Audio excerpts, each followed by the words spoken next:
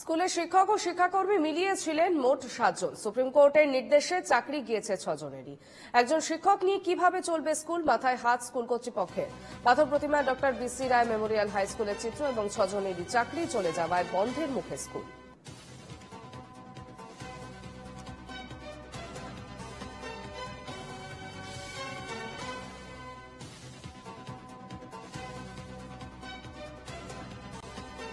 সাতজন শিক্ষকের মধ্যে চাকরি গেল 6 জনের। এবার একেবারে বন্ধের মুখে স্কুল। কিভাবে স্কুল চলবে তাই নিয়ে একেবারে দ্বন্দ্বে রয়েছে। সুপ্রিম কোর্টের এই নির্দেশের পরেই চাকরি গিয়েছে 6 জনেরই এবং একজন শিক্ষক নিয়ে কিভাবে চলবে স্কুল তাই নিয়ে মাথায় হাত পড়েছে স্কুল কর্তৃপক্ষের।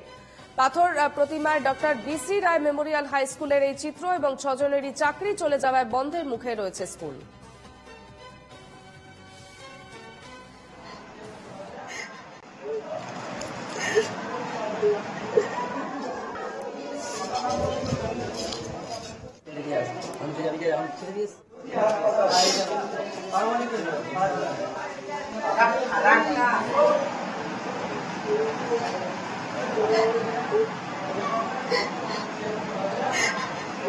টেলিফোন লাইনে রয়েছেন আমাদের প্রতিনিধি অরিজিৎ মন্ডল। অরিজিৎ, 7 জনের শিক্ষকের মধ্যে সেখানে 6 জনেরই চাকরি গিয়েছে এবং সেক্ষেত্রে স্কুল কিভাবে চলবে, কি বলছে কর্তৃপক্ষ?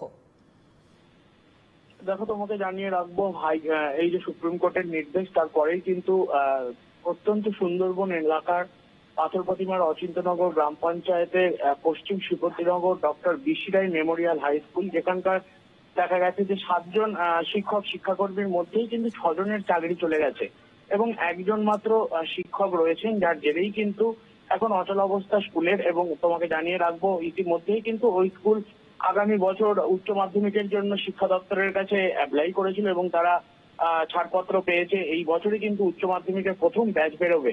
অন্যদিকে ওই স্কুলের এখনো পর্যন্ত ছাত্রছাত্রীর সংখ্যা প্রায় 600-র কাছাকাছি এবং পঞ্চম থেকে দ্বাদশ শ্রেণী পর্যন্ত পরীক্ষা চলছে।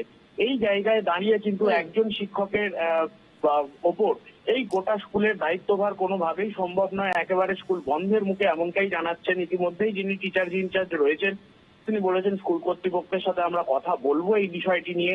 তবে কিভাবে আগামী দিনে স্কুল চলবে, একজন শিক্ষক এই এত বড় স্কুল এত ছাত্রছাত্রী কিভাবে সামলাবেন, তাই কিন্তু এখন বড় দুশ্চিন্তার মধ্যে অর্পিতা। ধন্যবাদ অরিজিৎ।